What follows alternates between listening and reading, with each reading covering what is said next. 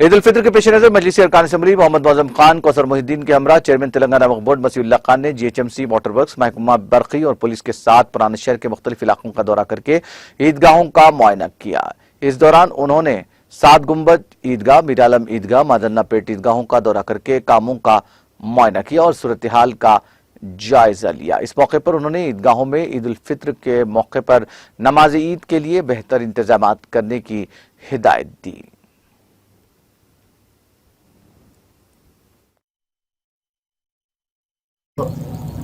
मजलिस इत्तेहादुल मुस्लिमीन के वर्कर्स ख़ास तौर से इस मीर आलम ईदगाह में पिछले जैसा रमज़ान का आगाज़ होता है उस तारीख से हमारा मजलिस इत्तेहादुल मुस्लिमीन की जानिब से रिप्रेजेंटेशन किए जाते हैं और सदर मोहतरम आली जनाब अलहाज बैरिस्टर असदुद्दीन ओवैसी साहब खुद यहाँ पर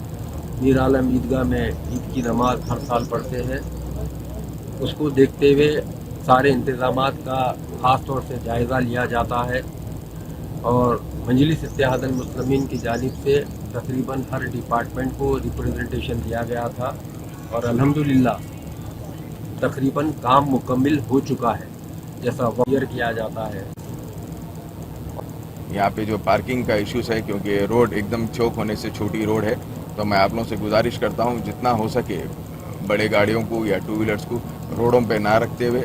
उसको सही पार्किंग में रखते हुए एक दूसरे किसी और मुसल्ली को तकलीफ ना हो ऐसा देखकर आइए, क्योंकि साथ में हर किसी के फैमिली छोटे बच्चों को भी लेकर आते हैं लोग, जिसमें बहुत तकलीफ होंगी सबको। तो जितनी वक्फ बोर्ड की जानिब से, हुकूमत की जानिब से जो इंतजाम थे प्रीवियसली भी हमेशा से अच्छे हुए हैं और इंशाअल्लाह ताला इस साल भी हम इंशाअल्लाह ताला पूरों की कोऑर्डिनेशन से अच्छे इंतजाम किए गए हैं और इंशाअल्लाह कोई चीज़ की परेशानी नहीं होगी। शुक्रिया। नहीं तो नमाजी वाले बहुत तकलीफ होगा, आने नहीं सकते, पूरे डैमेजेस है पूरे। जैसे अपना ब्लू पार्क को बाई लेन के पास अपने को पार्किंग दे देता, वहाँ पूरे पत्थर है, डस्ट है, वो भी क्लीन करके दिए तो बहुत गाड़ियाँ आते सब अपने